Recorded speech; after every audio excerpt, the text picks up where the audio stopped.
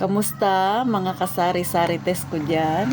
Kamusta ang benta ninyo maghapon? So, direct to the point tayo. Kailangan ba talagang magpautang tayong mga may sari-sari store para lang magkaroon tayo ng matatawag nating suki? O ang sagot ko, hindi. Ha? Hindi natin kailangan ang mangungutang na hindi marunong magbayad sa ating tindahan. Kasi nasubukan ko na yan. Ha? Minsan kung pinautang, hindi ako binayaran. O kung binayaran man ako, parang ako pa ang nagmamakaawa sa kanya na bayaran niya ang utang niya sa akin. Ha?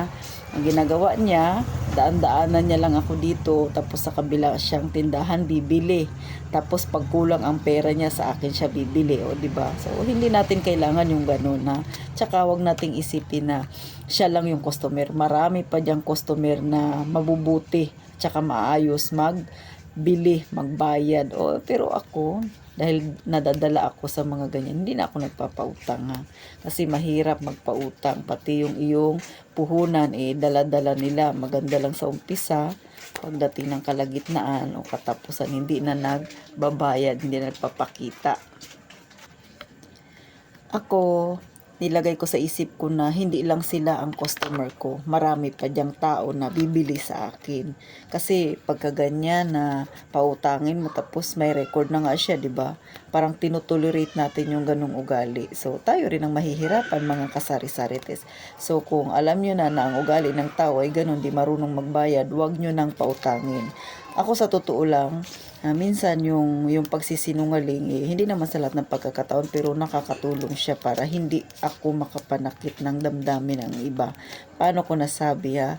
Kasi pag nag-a-attempt na sila ng mangutang, na nararamdaman ko mangungutang sila, inuunahan ko na kaagad na sinasabi ko sa kanila na hindi ako nagpapautang kasi yung tindahan ko ay utang din. So bagamat hindi naman totoo na ang laman ng tindahan ko ay utang dahil ito ay sarili kong puhunan, pero yun ang sinasabi ko sa kanila, ginagawa kong way na na kunwari ay nangungutang din ako para ilaman sa aking tindahan na kasi nga ayoko lang na makasalita ako ng masakit sa kanila.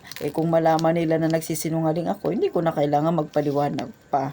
O di ba? Basta ako, yun ang sinabi ko. Bahala sila kung anong sabihin nila sa akin. Basta ako, at least hindi ako nakapagsalita ng masakit against sa kanila. Kasi yun laging iniingatan ko na hindi makapagbigay ng sama ng loob sa kanila dahil lang hindi ko sila pinautang. Inuunahan ko na kaagad na ako nangungutang din. Ako mayroon ding binabayaran kada linggo, kaya hindi ko kailangan ng magpautang kasi kailangan ko rin ang pera. So ganun po. Siguro sasabihin na lang dyan ng iba na kung artista yung kausap mo, dapat artista ka rin. Tumpak po. O, diba mga kasari-sarites? Hindi ko lang alam kung nararanasan nyo yan pero ito talaga nararanasan ko. Kasi nga, iniiwasan ko lang na magkaroon ako ng kasamaang loob. So, inuunahan ko na kaagad na itong laman ng tindahan ko utang din, kaya kailangan ko ng cash. So yan ang sinasabi ko ha. Kung mapanood man nila ito pero alam din naman nila yun, hindi sila naniniwala sa akin na ganun nga ang aking puhunan. Pero isa lang din yung natutunan ko ha, kahit na nagsinungaling ako sa kanila. Yung iba dito pa rin naman bumibili sa akin. Pero wala silang narinig na masakit sa nasalita na nanggaling sa akin. Ang katunayan, yung iba na hindi ko pinautang, minsan siguro mga 3 linggo dinadaan-daanan ako. Sunod na buwan dito bumibili rin. So bahala sila. Kumbaga sa akin, hindi naman sila, although customer sila, pero kung sasakit lang din yung ulo ko, wag na lang. Tsaka marami pa namang ibang bumibili sa akin. So lagi ko yan nilalagay sa isip ko na maraming tao, hindi sila kawalan sa aking tindahan. So kayo ba mga kasari-sarites, ganito rin ba kayo? O basta lang pagsabihan nyo na lang sila ng totoo? Ako kasi hindi ko kaya na sabihin sa kanila yung totoo na ayoko kayong pautangin kasi makunat ka. Hindi ko po kayang iprangka sa kanila yun. So gumagawa ako ng way na yun ang sinasabi ko na kailangan ko ng cash at utang din ang paninda ko. So kaya hindi ako nagpapautang.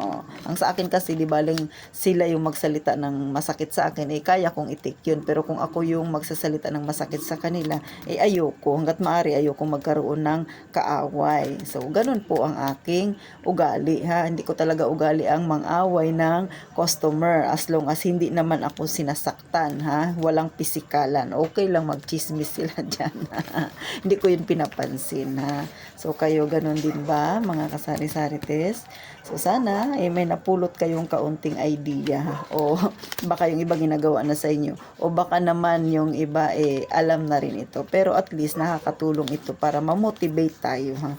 Di baling sabihin nila na sinungaling ako, na hindi totoo yung sinasabi ko na utang yung aking paninda, di ba? Okay lang yun sa akin, ha? Bahala na silang mag-isip. Hindi ko kailangang mag-explain sa kanila. So, sana po may natutunan kayo ng kaunti kung paano lituhin ang inyong mga customers na mga pasaway. So, wag po kayong magsasawa na panoorin ang aking video, ha? Sa susunod pong muli mga kasari-sarite. Salamat sa suporta. Huwag niyo pong kalimutang mag-subscribe.